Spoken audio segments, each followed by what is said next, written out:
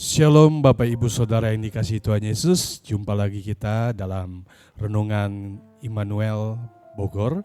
Sebelum kita melangkah dalam aktivitas kita, kegiatan kita, pekerjaan usaha kita di hari kedua, mari kita renungkan firman Tuhan terlebih dahulu. Kita berdoa. Bapa di sorga, kami bersyukur untuk kasih kebaikan Tuhan. Kami ada oleh karena Tuhan ada bagi kami.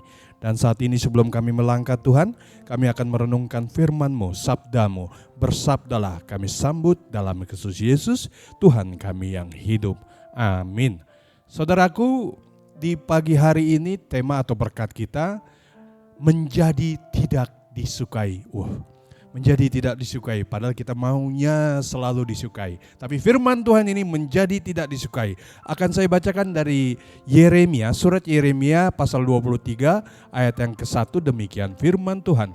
Celakalah para gembala yang membiarkan kambing domba gembalaanku hilang dan terserak.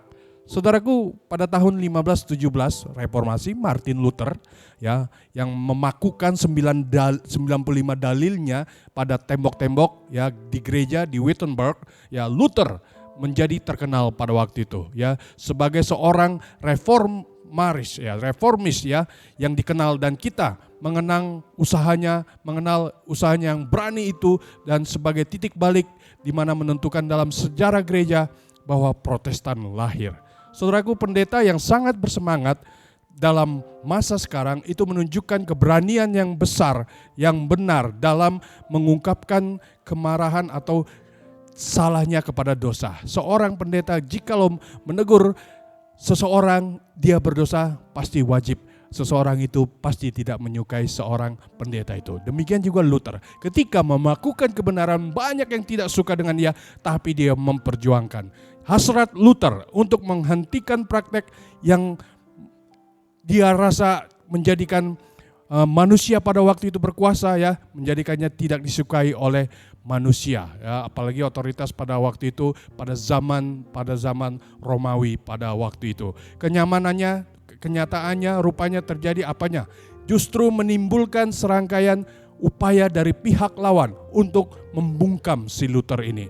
Ibu bapak saudara yang dikasihi Tuhan Yesus, Nabi Yeremia pun demikian, merasakan kuasa yang dialami oleh Allah itu menyertai dia, sehingga apapun bangsa Israel yang mengungkapkan benci kepada Nabi Yeremia, dia tetap semangat melayani Tuhan. Walaupun dia tidak disukai, dia tetap hidup bagi Tuhan. Hidup bagi Allah tidak hanya berkaitan dengan anugerah dan pengampunan saja, namun berkaitan juga dengan keberanian untuk kita berpihak kepada kebenaran. Tegur yang salah, bela kebenaran. Amin. Amin saudara. Memegang firman Allah di dalam hati kita dan menjadikan itu selalu menghadirkan tindakan kita, perasaan yang menyenangkan dan hangat, itu harus kita miliki. Walau kadang-kadang kebenarannya menjadi api yang menyala, yang membuat kita menantang kerusakan-kerusakan yang terjadi, dosa-dosa yang terjadi. Meskipun untuk hal itu mungkin kita akan mendapat serangan dari pihak lain, tapi yakinlah ada Allah bersama kita. Amin. Amin. Lebih baik memberitakan kabar yang ditolak daripada memberitakan atau memberikan kabar yang semena-mena atau yang mengada-ada agar kita diterima oleh mereka. Tidak, lebih baik beritakan kebenaran daripada menceritakan kesalahan. Amin. Selamat melangkah sepanjang hari ini. Tuhan Yesus memberkati. Shalom.